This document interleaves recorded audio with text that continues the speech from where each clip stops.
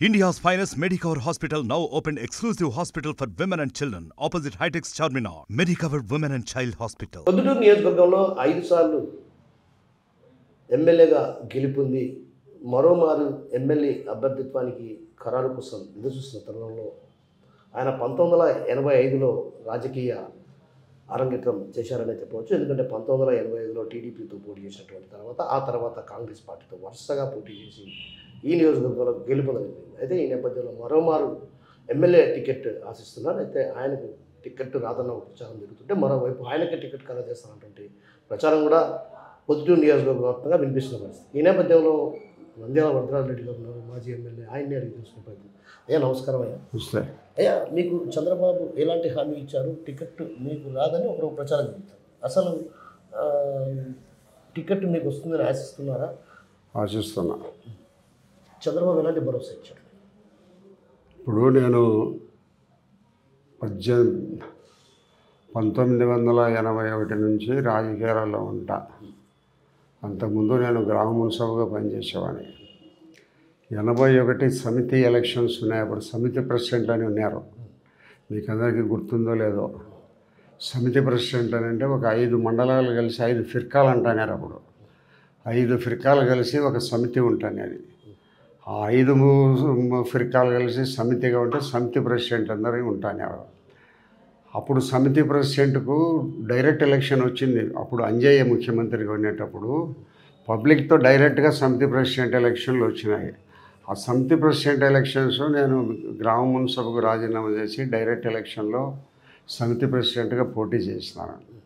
రఘురామరెడ్డి, నేను, సుబ్బరామరెడ్డి అని ఉన్నాడు, స్పందన సుబ్బరామరెడ్డి, మేమందరం చేసినాము.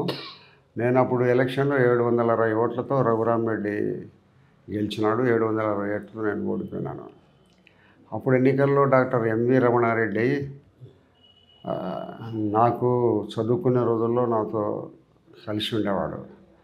అప్పుడు ఆయన ఈ లింగాపురం, కొత్తపల్లె ప్రాంతాల్లో నాకు ఎన్నికల్లో సాయం చేస్తానని తర్వాత నాకు చేయకుండా రఘురామరెడ్డి వైపు వెళ్ళిపోయి ఆ లింగాపురము, కొత్తపల్లి ఓట్లన్నీ కూడా ఒకటి వైపే ఆయన అప్పటికే ట్రేడ్ యూనియన్ లీడర్గా ఉండబడిన కారణంగా ఆయనంతా భయోత్పాతం కల్పించి ఒక సైడే ఓట్లు వేసినాడు. ఆ కారణం వల్ల నేను ఓడిపోవడం అనేది జరిగింది.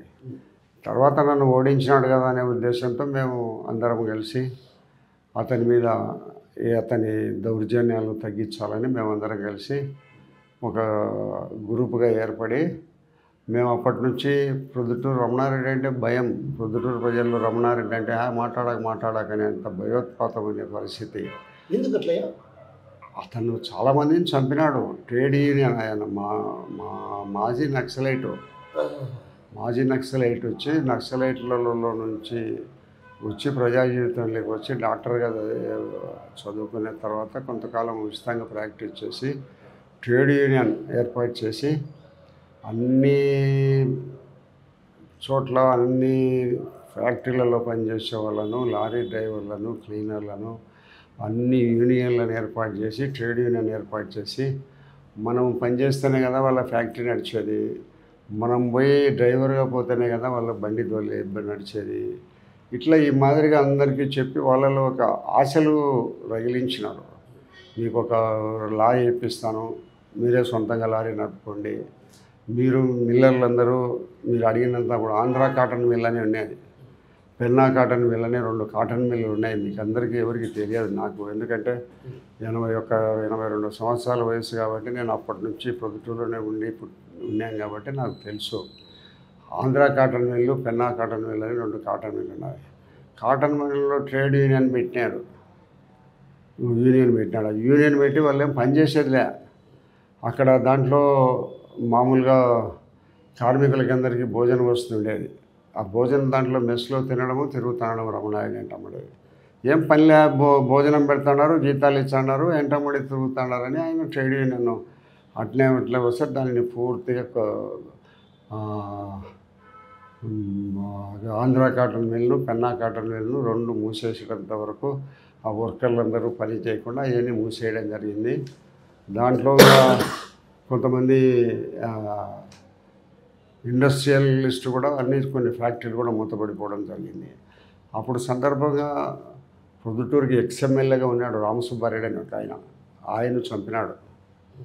అక్కడి నుంచి ఇప్పుడు కోవటం ప్రతాప్ రెడ్డి అని ఇప్పుడు మా ప్రొద్దుటూరికి క్యాండిడేట్గా కావాలని ప్రవీణ్ రెడ్డి అని ఉన్నాడు కదా, వాళ్ళ నాయన కోవటం వీరారెడ్డి అని ఆయన చంపినాడు. ఆ నుంచి జూటూరు కృష్ణమూర్తి అని ఆయన చంపినాడు. చాలామంది ప్రముఖులను చంపిన కారణంగా రమణారెడ్డి అంటే భయం. అవును, అప్పుడెప్పుడు మార్కెట్లో కూడా టమోటాల మీద తలకాయలు పడిన సందర్భాలు ఎన్నో అని అంటా ఉన్నారు. అంత భయోత్పాతమైన పరిస్థితిలో మేము రాజకీయాలలోకి వచ్చి గట్టిగా నిలబడి అతనితో అన్ని సమానంగా ఢీకొని 81లో నేను సమితికి ఓడిపోయినా కూడా 83లో ఇండిపెండెంట్ ఎమ్మెల్యేగా కంటెస్ట్ చేసిన. అప్పుడు కొత్తగా టీడీపీ పార్టీ ఏర్పడి ఆ టీడీపీ పార్టీ టికెట్ రమణారెడ్డికి ఇచ్చినారు. నేను అప్పటితోనే వైఎస్ రాజశేఖర రెడ్డి గారితోనే సంబంధాలతో కాంగ్రెస్ పార్టీ టికెట్ నీకు ఇప్పిస్తాలే అని నాకు చెప్తా రావడంతో నన్ను టీడీపీ వాళ్ళు నా దగ్గరికి వచ్చి నన్ను టీడీపీలో చేరమని అడిగినా కూడా నేను రాజశేఖర రెడ్డితోనే ఉన్నాను కాబట్టి నేను ఆయనతోనే ఉంటాను, నాకు కాంగ్రెస్ టికెట్ వస్తుందని చెప్తా నేను ఉన్నా. ధీమా ఉండేది. అప్పుడు సిట్టింగ్ ఎమ్మెల్యే ఒక ఆయన చంద్రబాబు నాయుడు అని ఉన్నాడు. 78లో ఎమ్మెల్యే అయినాడు. 83 వచ్చేటప్పటికి ఆయన సిట్టింగ్ ఎమ్మెల్యేగా ఉన్నాడు కాబట్టి అప్పుడు ఈ విజయభాస్కర్ రెడ్డి ముఖ్యమంత్రిగా ఉండేటప్పుడు ఆయనకు చంద్రబాబు నాయుడికి ప్రొద్దుటూరు సిట్టింగ్ ఎమ్మెల్యేకు ఉన్న సంబంధాల వలన మళ్ళీ ఆయనకే టికెట్ ఇవ్వడం జరిగింది. నన్ను అప్పుడు రాజశేఖర రెడ్డి గారు ఇండిపెండెంట్గా పోటీ చేయమంటే చేసిన. నేను 58,000 ఓట్లు వచ్చి రమణారెడ్డి గెలిచినాడు. నేను 36,000 ఓట్లు వచ్చి నేను ఇండిపెండెంట్గా ఉన్నాడు. 7,500 ఓట్లు కాంగ్రెస్ పార్టీకి వచ్చినాయి. అప్పుడు ఎమ్మెల్యే రమణారెడ్డి అయినాడు. ఆయన అయిన తర్వాత మరి ఎన్టీ రామారావు గవర్నమెంట్ కొత్తగా అది పార్టీ పెట్టిన 9 నెలలకి అధికారంలోకి రావడం జరిగింది. తర్వాత మళ్ళీ ఎన్టీ రామారావు ఆయన ఓపెన్ హార్ట్ సర్జరీకి అమెరికాకు పోవడము, నాదెళ్ల భాస్కరరావు ఎమ్మెల్యే అందరినీ కూడగట్టడము, గవర్నర్ దగ్గరికి తీసుకొని పోయి వాళ్ళందరినీ హాజరు పెట్టిన తర్వాత ఎన్టీ రామారావును సస్పెండ్ చేసి నాదెళ్ల భాస్కరరావును ముఖ్యమంత్రిగా ఎలక్ట్ చేసినారు. మన ఓపెన్ హార్ట్ సర్జరీ అయిపోయిన తర్వాత ఎన్టీ రామారావు గారు మళ్ళీ వచ్చి మళ్ళీ ఎమ్మెల్యేలందరూ కూడగట్టేసి మళ్ళీ ఎమ్మెల్యేల మెజారిటీ ఆయన బొమ్మలు గెలిచిన ఎమ్మెల్యేలు కాబట్టి అందరూ మళ్ళీ ఆయన వచ్చి పిలుస్తానే చాలామంది ఎమ్మెల్యేలు అందరూ ఎన్టీ రామారావు సైడ్ పోతానగానే మెజారిటీ చూపించి మళ్ళీ ఎన్టీ రామారావు ముఖ్యమంత్రి అయ్యాడు. ముఖ్యమంత్రి అయిన తర్వాత ఒక 3 నెలల్లో గవర్నమెంట్ను రద్దు చేసినాడు. పోయి ఎన్నికలకు పోయినాడు. ఆ ఎన్నికల్లో నాకు టీడీపీ అభ్యర్థిగా నాకు టికెట్ ఇచ్చినారు. నేను అప్పటి నుంచి గెలిచిన. 85 నుంచి 89 వరకు తెలుగుదేశం పార్టీ, తర్వాత 89, 94, 98, 2004 వరకు నుంచి 2009 వరకు నేను 4 సార్లు కాంగ్రెస్ పార్టీ, ఒకసారి తెలుగుదేశం పార్టీలో కంటిన్యూగా 5 సార్లు ప్రొద్దుటూరు ఎమ్మెల్యేగా నేను ప్రొద్దుటూరు ప్రజలు నన్ను 5 సార్లు గెలిపించడం జరిగింది. అయ్యా, ఇప్పుడు మీరు టీడీపీ నుంచి ఎందుకు కాంగ్రెస్ వైపుకి పోవాల్సి వచ్చింది? 1985లో మీరు టీడీపీ, అప్పుడు 83లో రమణారెడ్డి అనే ఎమ్మెల్యేగా 83లో టీడీపీ పార్టీలో ఎలక్ట్ అయిన తర్వాత ఎన్టీ రామారావును ఓపెన్ హార్ట్ సర్జరీకి అమెరికాకు పోయిన తర్వాత నాదెళ్ల భాస్కరరావు ముఖ్యమంత్రి అయ్యేటప్పుడు నాదెళ్ల భాస్కరరావు పోయినాడు. ఈయన ఎవరు ప్రొద్దుటూరు ఎమ్మెల్యేగా గెలిచిన రమణారెడ్డి అని ఆయన నాదెళ్ల భాస్కరరావు సైడ్ పోయినాడు. మళ్ళా ఎన్నికలు వచ్చినాయి కాబట్టి 85లో రమణారెడ్డి ఆ పక్క పోయినాడు కాబట్టి రమణారెడ్డిని ఉంచుకోకూడదనే ఉద్దేశంతో నాకు టికెట్ ఇచ్చినారు. మీకు టికెట్ ఇచ్చినారు, ఓకే, అంతవరకు బాగానే ఉంది. 1900 తర్వాత మళ్ళీ 89 వచ్చేటప్పటికి కాంగ్రెస్ పార్టీకి 89 వచ్చేటప్పటికి రమణారెడ్డిని మళ్ళీ మా పార్టీలో చేర్చుకున్నాము. నువ్వు ఎమ్మెల్యేగా ఉండు, రమణారెడ్డి ఎంపీగా ఉంటాడని ఎన్టీ రామారావు గారు, చంద్రబాబు గారు నా దగ్గర ప్రపోజల్ పెట్టడం జరిగింది. రాయలసీమలో ఏమవుతారంటే కొట్లాడుకునే వాళ్ళు వాళ్ళని చంపుకొని కోర్టులలో కేసులు జరుగుతున్నాయి. కేసులు అప్పటికి కూడా జరుగుతున్నాయి. ఇంకా శిక్షలు పడలే, ఖరారు కాలే శిక్షలు. అటువంటి పరిస్థితుల్లో రాయలసీమలో చంపుకొని కొట్లాడుకునే వాళ్ళందరూ రాజీలు పడితే ప్రజలు ఉమ్మేస్తారు. దొంగనా కొడుకులు వీళ్ళు, వాళ్ళేమో బాగుండారు, మనం చచ్చిపోయినాము, వీళ్ళు దొంగనా కొడుకులరా, రాజకీయ నాయకులందరూ మోసం నా కొడుకులని మమ్మల్ని ప్రజలు వెలివేస్తారు. అటువంటి పరిస్థితుల్లో మాకేమంత అధికారమే పట్టుకొని ఉండాల్సిన అవసరం లేదు. ప్రజలను నమ్ముకొని ఉంటే వాళ్ళే అధికారంలోకి తెచ్చేది వాళ్ళే, పడగొట్టేది వాళ్ళే నమ్మనే ఉద్దేశంతో నేను ఆ పార్టీకి రాజీనామా చేసి రమణారెడ్డి నేను తిరుపతిలో పార్టీలో చేర్చుకున్నారు. మళ్ళా పార్టీలో చేర్చుకున్న తర్వాత నేను రిజైన్ చేసేసి కాంగ్రెస్ పార్టీలో చేరినా. అయ్యా, కాంగ్రెస్ పార్టీలో వైఎస్ రాజశేఖర రెడ్డి మీరంటే చాలా అపారమైన గౌరవం. మిమ్మల్ని కూడా మీరు ఎప్పుడన్నా రాజశేఖర్ గారు అన్నా కూడా ఆయన మిమ్మల్ని అన్నా అన్నా అన్నా వద్దున్నా నన్ను పేరు పెట్టి పిలిచాన్న అన్నటువంటి సఖ్యత ఉండేది రాజశేఖర రెడ్డి. అంత అవినాభావ సంబంధాలు ఉండేవి. మరి నేనేమంటానంటే 2000 ఏదైతే బైఫికేషన్ ఆంధ్రప్రదేశ్ విభజన సందర్భంగా కావచ్చు, ఆ తర్వాత రోచయ్య గవర్నమెంట్, ఆ తర్వాత కిరణ్ కుమార్ రెడ్డి గారు, దానికన్నా ముందు రాజశేఖర రెడ్డి చనిపోయారు. ఆ చనిపోయిన మరణ వార్త తెలుగు రాష్ట్ర ప్రజలందరినీ కూడా ఆవేదనను దిగ్భ్రాంతిలో ఉంచినటువంటి సందర్భం. అలా మీరు జగన్కు అండగా ఉండాల్సినటువంటి మీరు, ఏదైతే తండ్రి చనిపోయిన బిడ్డ, ఆ బిడ్డకు అండగా ఉండాల్సినటువంటి మీరు ఎందుకు ఆయన్ని వ్యతిరేకించాల్సి వచ్చింది? అసలు ఏం జరిగింది? రాజశేఖర రెడ్డిలో ఉండబడిన రాజశేఖర రెడ్డికి నక్కకు నాగలోకానికి అనేంత తేడా ఉంటాడు. ఎందుకంటే 10% రాజశేఖర రెడ్డి లక్షణాలు ఏళ్ళలో లేవు. రాజశేఖర రెడ్డి అనే వ్యక్తి ఒక వ్యక్తిని ప్రశాంత్ అని పిలిస్తే ఆ మాటలో ప్రేమ ఉంటుంది, ఇతనట్టలే. కాబట్టి అది దానికంగా మళ్ళీ చెప్తే ఒక కథ ఉండదు. అది ఒక 10 నిమిషాలు. 2004లో జగన్మోహన్ రెడ్డి గారు ఎంపీగా నిలబడాలని, 2004లోనే నిలబడాలని. అప్పుడు వివేకానంద రెడ్డి మేమందరము కొంచెం బాగా క్లోజ్గా ఉంటాంటివి. బాగా సన్నిహితంగా ఉండేవాడు. నేను ఆయనే జిల్లాలో సన్నిహితంగా ఉంటాను. ఎందుకంటే కొంచెం నిరాడంబరమైన వ్యక్తి. ఒక కానిస్టేబుల్లో కూడా సార్ అంటాడు అతను. మేము ఎన్నోసార్లు చెప్పినామన్నా అట్లా అనొద్దు, నువ్వు సార్ అనేద్దు, నువ్వు కలెక్టర్ను కూడా కలెక్టర్ గారు నువ్వు సరిపోతుంది అని పిలిచేవాళ్ళం. కానిస్టేబుల్ను సార్ అంటాడు, ఎస్ఐని సార్ అంటాడు. అంత మంచి వ్యక్తి. గర్వం అనేది లేదు. మనిషి అట్లా నా ఎటోటి కనబడతాడు, వంగి నమస్కారం పెడతాడు. అంత వినయశీలి, విధేయత కలిగిన వ్యక్తితో సన్నిహిత సంబంధాలు ఉండబడిన కారణంగా 84లోనే జగన్ ఎంపీగా ఉండాలంట. అంటే రాజశేఖర రెడ్డి గారికి చెప్పి సరే ఈసారి వివేకానంద రెడ్డి ఉన్నీలేండి, ఇంకా జగన్కు వయసు ఉంది కదా, ఇంకా రాబోయే రోజుల్లో జగన్నే అందరూ మనం లీడర్గా మనం ఎన్నుకుంటామని చెప్తే మా మాట విని ఆలకించి 2004లో వివేకానంద రెడ్డిని ఎంపీగా టికెట్ ఇప్పించి పెట్టించినాడు, గెలిచినాడు. అప్పటి నుంచి నా మీద వ్యతిరేకత జరిగింది. నేను 2004లోనే నేను ఎంపీ కావాల్సిన వాడిని వరదరాజు రెడ్డి వీళ్ళందరూ చెప్పి నన్ను ఎంపీ కానియకుండా చేశారని వాళ్ళ అమ్మ, వాళ్ళ చెల్లెలు ఈయన నా మీద వ్యతిరేకత. ఆ వ్యతిరేకత కారణంగానే మేము ఇతనితో మింగిలి కాలేకపోయినా. ఎమ్మెల్యేలు కొంతమంది సంతకాల సేకరణ చేసినారు, కొంతమంది చేయలేదు. నేను అవన్నీ జరిగినప్పుడు నేను హైదరాబాద్లోనే ఉన్నా.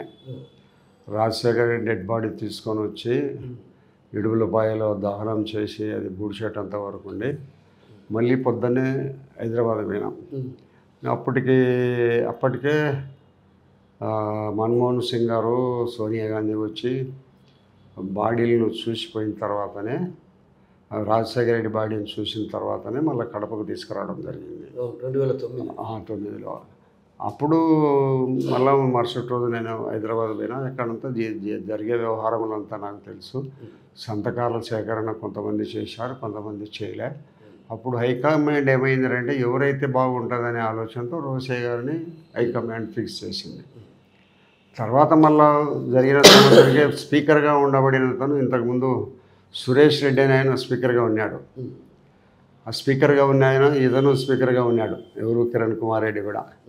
ఈ స్పీకర్గా ఉన్న అతను బాగా చేసినాడు, బాగా అడ్మినిస్ట్రేషన్ బాగున్నాడనే ఉద్దేశంతో స్పీకర్గా ఉన్న అతను పెట్టాలని ఈయనకు వచ్చి పడింది కిరణ్ కుమార్ రెడ్డికి. ఆ కిరణ్ కుమార్ రెడ్డి టైంలో అప్పటికి ఆయన ఎంపీనే. ఎవరు? రాజశేఖర్, జగన్మోహన్ రెడ్డి గారు ఎంపీగా ఉన్నాడు. మేము అప్పటి నుంచి మాకు అతనికి సన్నిహిత సంబంధాలు కుదరడం లేదు. ఒక చిన్న విషయం సూటిగా అడుగుతాను.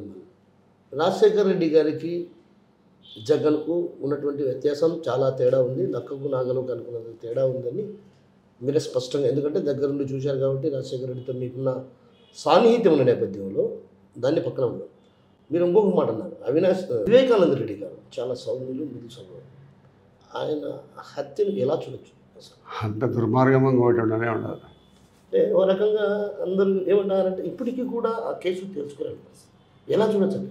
ఒకటి, అంత మంచి వ్యక్తిని, అంత నిరాడంబర వ్యక్తిని, ఎవరు పిలిచినా ఎంటమడిపోయే వ్యక్తిని, ఎవరు రమ్మన్నా ఏ ఆఫీస్ కన్నా పోయి అంత మంచి వ్యక్తిని మేమందరం ఆయనలో 10% కూడా పబ్లిక్ సర్వీస్ చేయలేం. అంత నిరాడంబరమైన వ్యక్తి, అంత కష్టపడే వ్యక్తిని చంపాలనే ఆలోచన ఎందుకు వచ్చిందో, వాళ్ళు చంపేవాళ్ళు ఎట్లా చంపినారో అది ఆ చంపాలనుకున్న వాళ్ళకే తెలిసింది, కానీ మామూలు మనిషికి అది అంతుపట్టదు. అంత దుర్మార్గమైన చర్య ఎవరు ఊహించుండరు, కళలో కూడా ఊహించే విషయం కాదు అది. అతన్ని చంపుతారనే విషయాన్ని కళలో కూడా ఎవరు ఊహించే విషయం కాదు. అంత దారుణమైన పరిస్థితులు, అంత దుర్మార్గంగా అతనిని గొడ్డలతో నరికి చంపినంత దుర్మార్గమైన పరిస్థితి ఎవరు చేసి ఉండరు. వీళ్ళ కుటుంబంలో వీళ్ళ సభ్యులే చేసినారు. ఇప్పుడు ఏంటంటే గతంలో ఏదైతే సిబిఐ అధికారుల విచారణ వేయాలని చెప్పి జగనే కోరటం జరిగేది, టీడీపీ గవర్నమెంట్లో లోకల్గా ఉన్న పోలీసులు సిట్ బృందం ఏర్పాటు చేస్తే, ఆ తర్వాత ఆయన అధికారంలోకి వచ్చాక సిబిఐ వద్దన్నాడు. ఆ తర్వాత కోర్టుకు పోవడం, ఎవరు సునీతమ్మ కావచ్చు, అదేవిధంగా వాళ్ళ తల్లి ఇద్దరు కలిసి కోర్టుకు పోవడం రావటం, ఇప్పటికి కూడా తెలుసలేకపోతే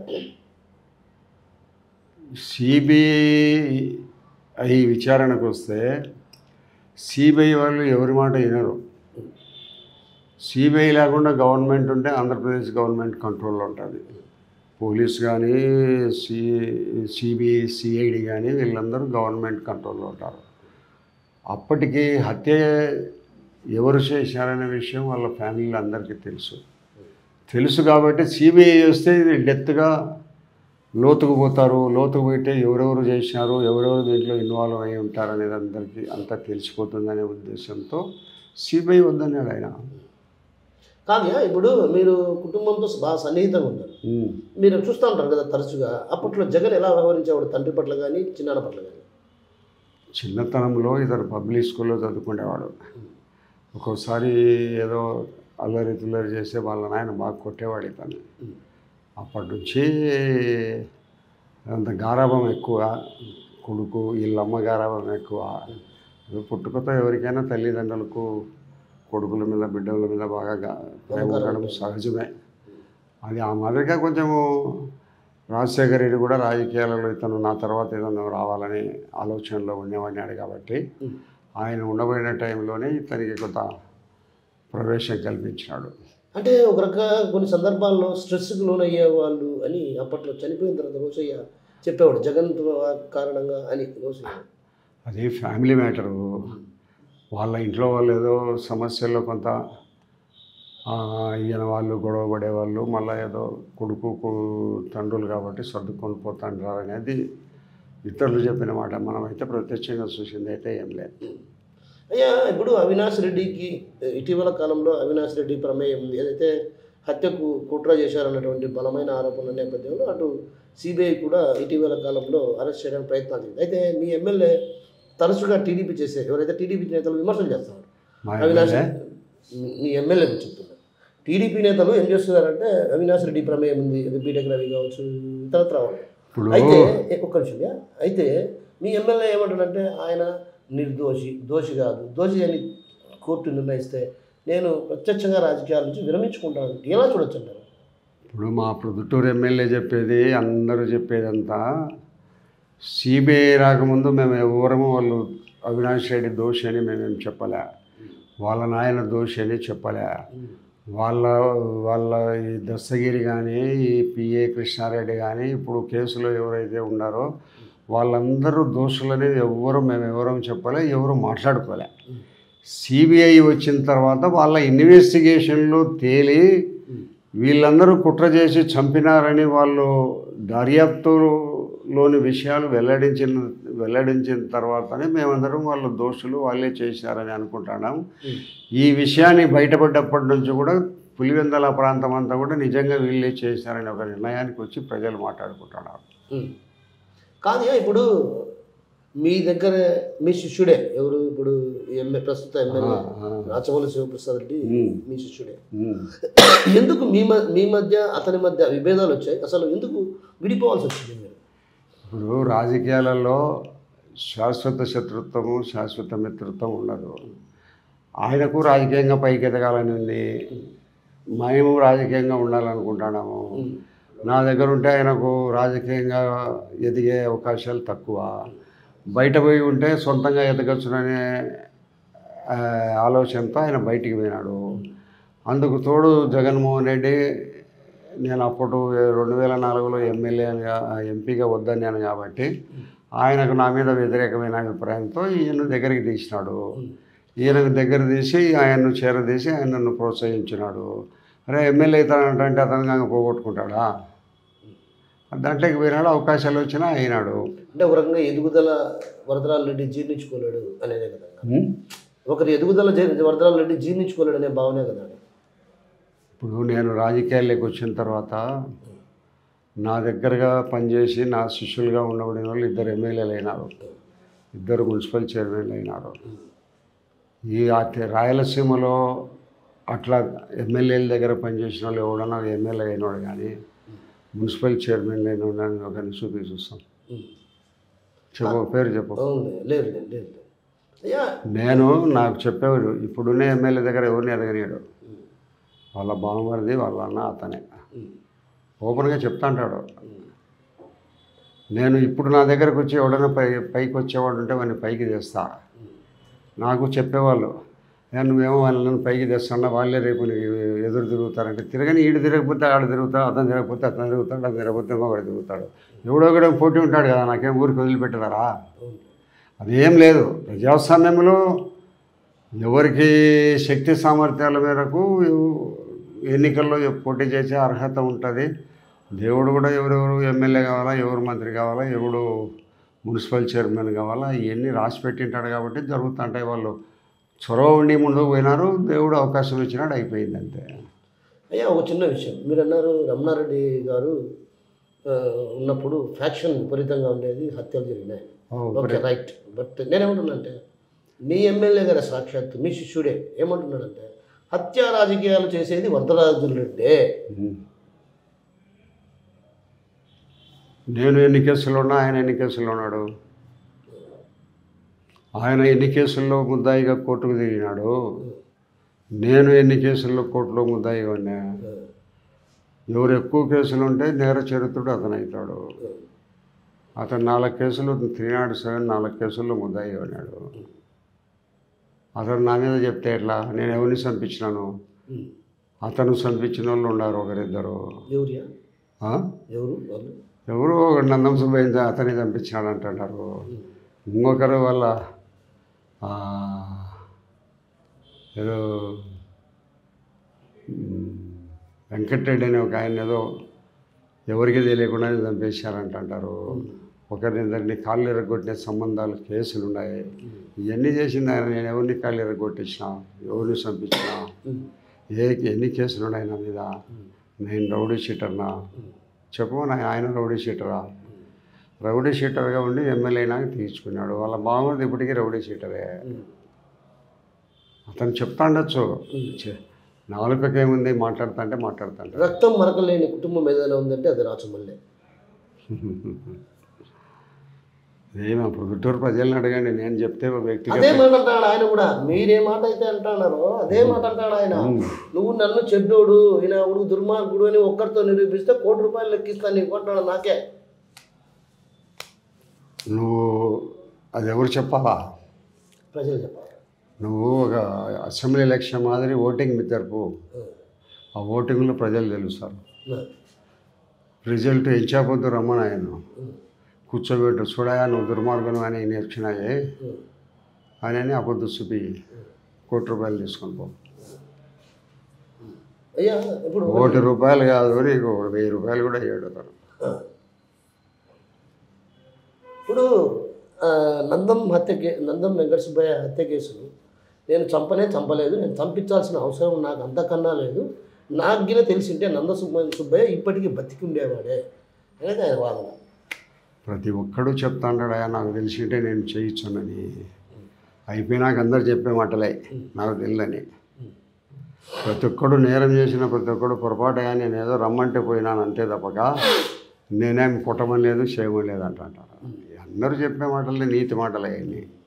కానీ అది ప్రొద్దుటూరు ప్రజలకు తెలుసు ఎవరు ఇన్వాల్వ్మెంట్ ఉన్నది, ఎవరెవరు దాంట్లో కుట్ర చేసినారు, చంపింది ఎవరు అనేది పొద్దుటూరు వాళ్ళకు తెలుసు. మాటలు చెప్పడం అనేది అందరూ చెప్తుంటారు. అతనితో మాటల్లో పోటీ పడేవాడు మా పొద్దుటూరు ఎవరు లేరు అతనితో. ఇప్పుడు అతను కట్టే ప్రతి ఒక్క ఫ్లెక్సీ ₹1 చదివి చూడరు. నేను చేసే దాన ధర్మాలన్నీ కూడా నేను రియల్ ఎస్టేట్ వ్యాపారం ద్వారా సంపాదించింది. ఇట్లా మట్కా క్రికెట్ బెట్టింగ్ అట్లాంటివి నేను నిర్వహించాల్సిన అవసరం నాకు లేదు. ఎంత వస్తుంది దాంట్లో? వస్తే 1000 కోట్లు వస్తాయా అంటారు. ఇప్పుడు అతను చెప్తా అంటాడు ప్రతిదానికి మా తల్లిదండ్రి శివపార్వతులు, కృష్ణుడు, వెంకటేశ్వర స్వామి, సౌడమ్మ అన్ని సాక్షులు చెప్తాంటాడు. అతను చెప్పందే ఉండదు. అమావాస్యాల దగ్గర నీళ్లు పోసుకొని ప్రమాణం వహించి చేసినాడు. అంత అప్పుడు ప్రమాణం చేసేంత నిజాయితీపరుడా? అంటే అప్పుడు నేను ప్రమాణం చేసిన కాబట్టి అమ్మ తల్లి ఉంది, నాకు తల్లి శిక్షించదా నన్ను? రావణాసురుడు కూడా మంచి భక్తుడు, శివుని గురించి విపరీతమైన తపస్సు చేసినవాడు. ఆయన భక్తుడే. అయితే ఎందుకు అతనికి ఒక తప్పుడు బుద్ధి అనేది పుట్టి ఆ సీతను చెరబట్టిన కారణంగా చంపబడ్డాడు అంతే. అంతేగాని అందరూ మంచోళ్ళే. అది ఇప్పుడు ఇటీవల కాలంలో భరత్ బెనర్జీ మధ్య జరిగినటువంటి గొడవ. భరత్ బెనర్జీ అప్పుడు బస్సు యాత్ర జరుగుతుంది కదా ప్రొద్దుటూరులో. అప్పుడు భరత్ బెనర్జీ మధ్య జరిగిన గొడవ అంటే ఒక రకంగా అప్పుడు మాట పెరిగింది, హత్యాయత్నం జరిగింది.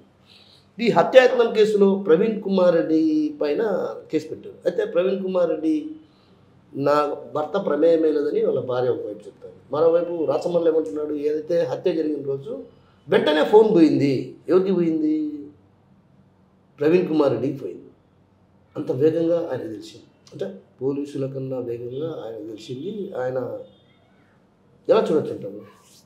భరత్ ప్రవీణ్ కుమార్ రెడ్డి ఈ బెనర్జీని చంపించాల్సినంత అవసరమైతే లేదు. అది అనుకోకుండా అప్పటికప్పుడు జరిగిన సంఘటన. అది రాయలసీమ ప్రాంతంలో ఏమవుతుంది అంటే ఎవరో చంపబడిన వ్యక్తులు వేరు, చంపబడిన వ్యక్తులు లేకుండా చంపకుండా బయట ఉండి ఎవరైతే చంపించింటారనే ఉద్దేశాలతో వాళ్ళను కేసులో ఇన్వాల్వ్ చేసే సాంప్రదాయం మొదటి నుంచి ఉంది ఇక్కడ పొద్దుటూరులో. దాంట్లో భాగమే అది. అట్లా ఆయన చెప్పింటే వాళ్ళు చేశారనేది అపోహపడి ఆయన కేసులో పెట్టింటారు. అంతేగాని అతనికి తెలిసి జరిగిందనేది అయితే వాస్తవం కాదు. అయ్యా మీరు సీనియర్ నేత దాదాపు నాకు తెలిసి 1985 కన్నా ముందు ఏదైతే సమితి ప్రెసిడెంట్గా కూడా పోటీ చేశారని అంటారు. మీరు ఇంత అనుభవం ఉన్నటువంటి నేత మీరు. అయితే నేను ఏమంటానంటే ఇటీవల కాలంలో మీరు కొంచెం స్తబ్దతగా ఎందుకు అంటే ఉన్న పలంగా ఒక్కసారిగా ఇప్పుడు యాక్టివ్ పాలిటిక్స్ వచ్చారు ఎందుకు? ఇప్పుడు నేను 2014లో టీడీపీ అభ్యర్థిగా ప్రొద్దుటూరులో పోటీ చేసిన తర్వాత మళ్ళీ 2019 వరకు పార్టీని ఇన్ఛార్జిగా నడిపిస్తూ వచ్చినాం.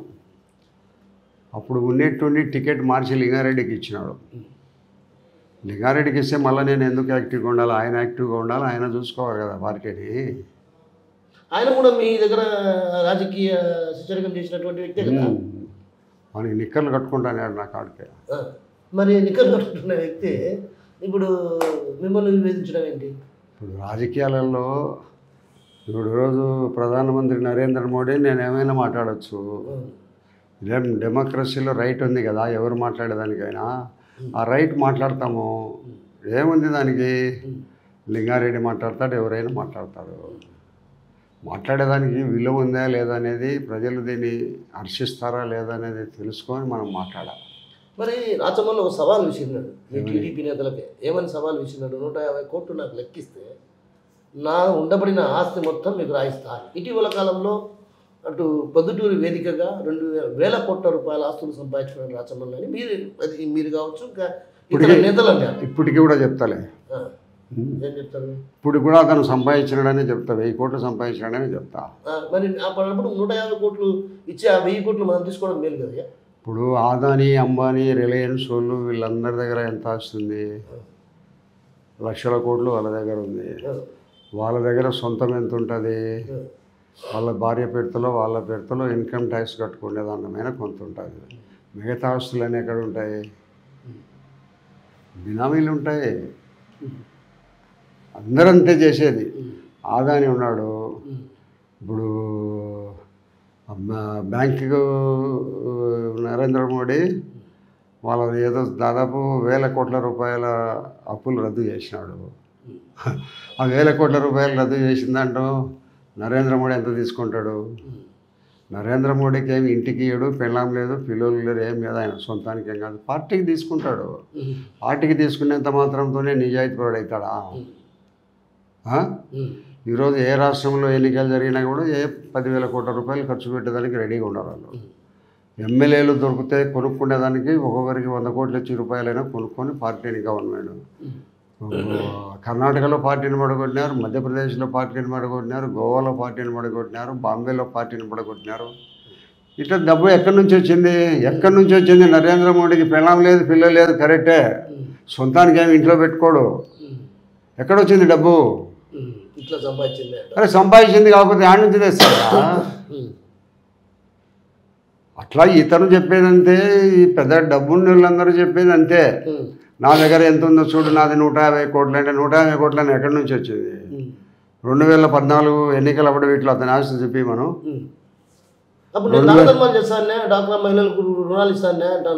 ఆయన పెద్ద జాగీర్దారుడయ్యి దాన ధర్మాలు చేస్తున్నాడు. ఇతను ఎగ్గొట్టిన అప్పులు ఎన్ని ఉన్నాయో ముందు చూపించమని చెప్పు. అంటే ఎంతమందికి ఇవ్వకుండా అయిపోతున్నాడో చెప్పు, చూపించమని చెప్పాయా. అయ్యా మా అన్న కిరణ్ కుమార్ రెడ్డి శ్రీరామచంద్రుడు అంటాడు, ఎలాంటి అరాచకాలు చేయడు. ఈవెన్ రెవెన్యూ కార్యాలయానికి పోయినా సాదా సీదాగా పోతాడు, ఎమ్మెల్యే అన్నగా పోడు, ఆడిపోతాడు. ఆయన ఏదైనా రిజిస్టర్ చేయించుకుంటాడు, వచ్చేస్తాడు. వాళ్ళకి ఇవ్వాల్సిన డబ్బు వాళ్ళకి ఇచ్చేసి వాళ్ళ అన్న శ్రీరామచంద్రుడు ఎలాంటి అరాచకాలు చేయడం లేదనేది పోతాయి. ఇప్పుడు అతని గురించి చెప్తే మళ్ళీ గంట పడుతుంది. ఇప్పటి వరకు ముగించేస్తాం. చూచాయిగా ఏముంది? ఇప్పుడు రిజిస్టర్ ఆఫీసులో రిజిస్టర్ చేయాలంటే రియల్ ఎస్టేట్కు సంబంధించిన భూమిని రిజిస్టర్ చేయాలంటే వాళ్ళ దాన్ని పోయి అడిగి రమ్మంటారు. ఎమ్మెల్యేని పోయి అడిగి రమ్మంటారు. ఎమ్మెల్యే పోయి అడిగి చేయమంటే చేయాలా. వాళ్ళకు ముట్టే డబ్బు ముట్టే చేయమంటారు, లేకపోతే దానిని గ్రీన్ సిగ్నల్ వేయరు, ఆపుతుంటారు. అయ్యా కామనూరులో ఒకప్పుడు వైఎస్ జగన్ పాదయాత్ర సందర్భంగా అంటే మీ స్వగ్రామం ఏదైతే ఉందో ఆ గ్రామంలో పాదయాత్ర సందర్భంగా కూడా పాదయాత్ర కూడా పోకుండా కొంత ఉద్రిక్త పరిస్థితులు చోటు చేసుకున్నాయి. అది 100కి 1000 పాళ్ళు అబద్ధం, 1000 పాళ్ళు అబద్ధం. నా ఊర్లో ఈ పొద్దు వాళ్ళు జెండా ఏదో ఒక దిమ్మె కట్టి జెండా పట్టుకున్నారు. మన పొద్దుటూరులో కట్టిన కూడా జెండా పెట్టినారు చూడు దిమ్మెలు. మా ఊర్లో కట్టుకున్నారు, ఎవరు తీసేయలే. అంటే ఒక్కటే చెప్తా చూడ, ప్రొద్దుటూరులో వరదరాజుల రెడ్డి ఇచ్చినంత ప్రజాస్వామ్యము ఏ ఊర్లో ఉండదు, గుర్తుపెట్టుకోబో. సరే, మీరు పెంచిన మొక్కలే ఏవైతే మీరు మీ దగ్గర రాజకీయ శిశిరేఖం చేసుకున్నటువంటి కొందరు ముక్తియార్ కావచ్చు, సుధాకర్ రెడ్డి కావచ్చు, ఇట్లా కొంతమంది నేతలు మిమ్మల్ని విభేదించడానికి కారణం ఏంది? అసలు 2 ఎన్నికల్లో మేము ఆయనకు సపోర్ట్ చేయమంటారు ఎందుకు? ఇప్పుడు ప్రశాంత్ ఉన్నాడు, నా దగ్గరికి వస్తూ ఉంటాడు. ఆయనకు 4-5 పనులు చేసింట, 6వ పనికి కూడా వచ్చింటాడు. అయ్యా ఇది వేరే వాళ్ళకి చెప్పినాలేమంటే నా మీద అతను అలుగుతాడు. నా మానవ లక్షణం అదే. అన్నీ తనే చేయించుకోవాలనుకుంటుంటాడు, అన్నీ నాకే కావాలంటుంటాడు.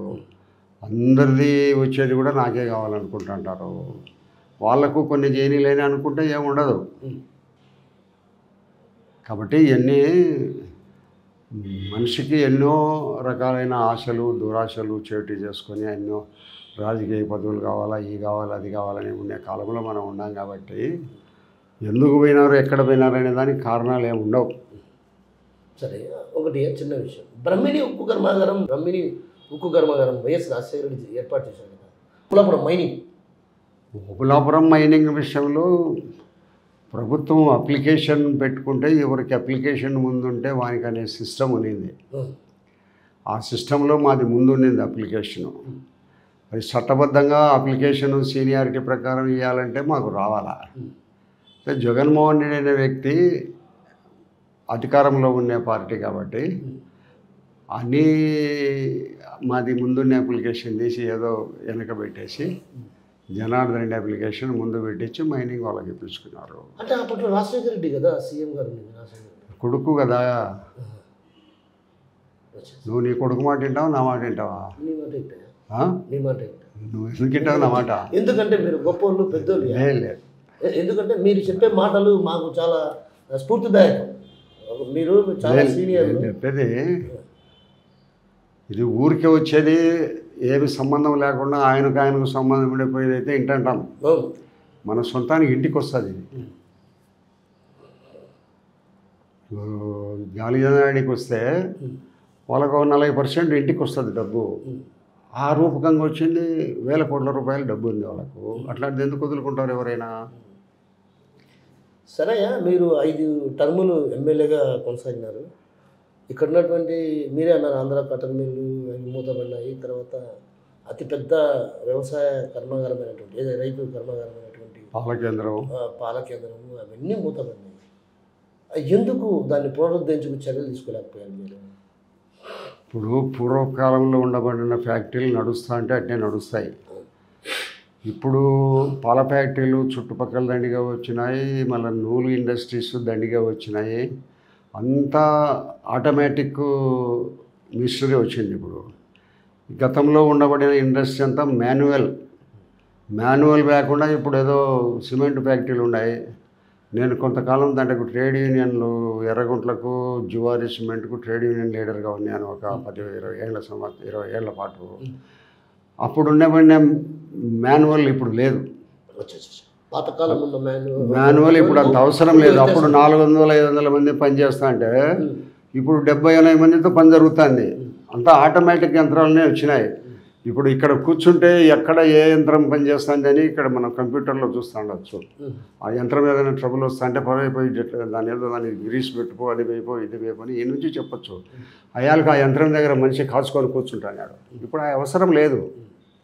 అంటే ఇలాంటి పరిస్థితులు కాబట్టి అట్లా పరిస్థితుల్లో పూర్వకాలం అంత ఫ్యాక్టరీలు అవసరం లేదు.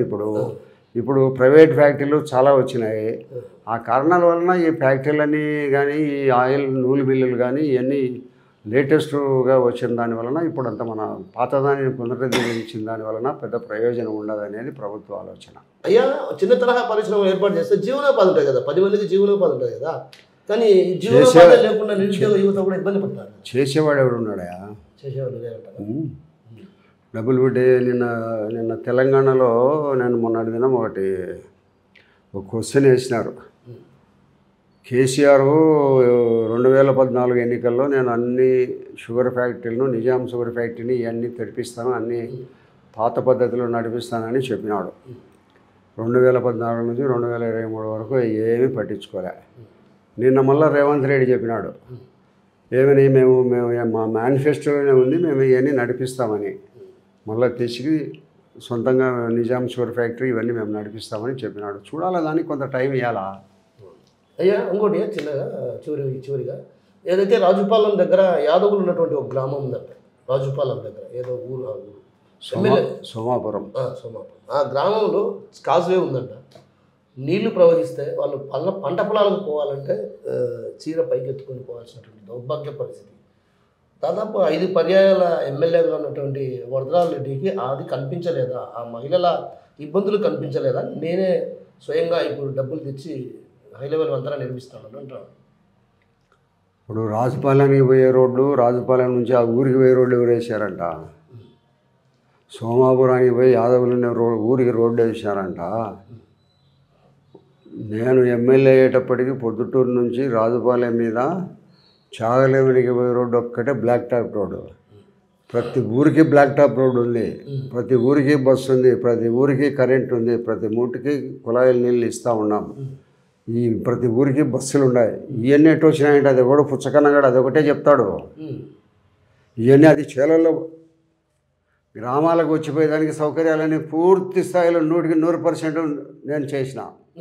గ్రామీణ స్థాయిలో రోడ్లు కనెక్టివిటీ పెంచారు. కనెక్టివిటీ ఈ ఊర్లోకి పోతే వచ్చిందవమంటే రాకుండా వచ్చే రోడ్లు ఉన్నాయి. రాజుపాలెము, చాపాడు మండలం, ప్రొద్దుటూరు మండలంలో పూర్తిగా బ్లాక్ టాప్ రోడ్డు, ప్రతి గ్రామానికి రోడ్లు వేసినా నేను. యాన్నో వంకలో ఒకటేదో ఇదని చెప్పింది పుట్టగొచ్చి చెప్తే ఇవన్నీ చేసింది ఎవరయ్యా? ప్రతి గ్రామానికి బస్సు, ప్రతి గ్రామానికి మంచినీళ్ళు, ప్రతి గ్రామానికి కరెంటు, ప్రతి గ్రామానికి స్కూలు, ప్రతి గ్రామానికి బస్సు, బ్లాక్ టాప్ రోడ్లు, ఇవన్నీ ఎవరు చేసినారు? వీళ్ళు న్యాయం చేసినాడు. ఏదో తనొక్కటి చేస్తానగానే చెప్తే ఎట్లా? పొద్దుటూరు రింగ్ రోడ్ అంతా ఎటు వచ్చింది? పొద్దుటూరుకి ఇంజనీరింగ్ కాలేజ్ ఎటు వచ్చింది? వెటనరీ కాలేజ్ ఎటు వచ్చింది? పొద్దుటూరు ప్రజలకు తెలుసులే. నిన్న కూడా చెప్పాడు కదా మాతో. నేనేం అతను చేయలేదని నేనేం చెప్పడం లేదు ఇప్పుడు. అయ్యా చివరిగా అయ్యా, ఒకవేళ టికెట్ మీకు వస్తే, ఒకవేళ టీడీపీ ప్రజాభిప్రాయ సేకరణలో పెద్ద ఎత్తున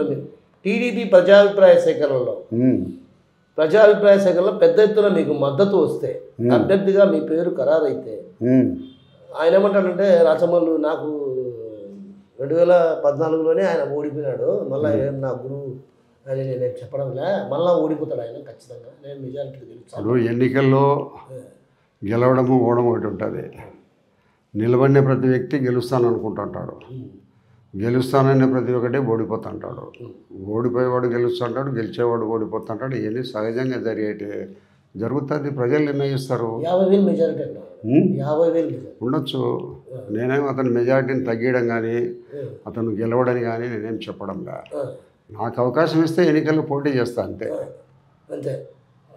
సో థ్యాంక్ యూ. ఏమై అంతే కదా, పోటీ చేస్తామంతే. అతను ఓడిస్తానని కానీ గెలుచుతాడని కానీ నేనేం చెప్పను. తన అభ్యర్థిత్వాన్ని ఖరారు చేస్తే ఖచ్చితంగా మంచి గట్టి పోటీనే ఇస్తానన్నటువంటి విషయాన్ని చెప్తున్నాను. మరోవైపు ఏదైతే 5 పర్యాయాల ఎమ్మెల్యేగా ఉన్నటువంటి తాను ఎన్నో అభివృద్ధి కార్యక్రమాలు చేశారు, అంతే కదా. అయితే తాను చేసిన అభివృద్ధిని ఎమ్మెల్యే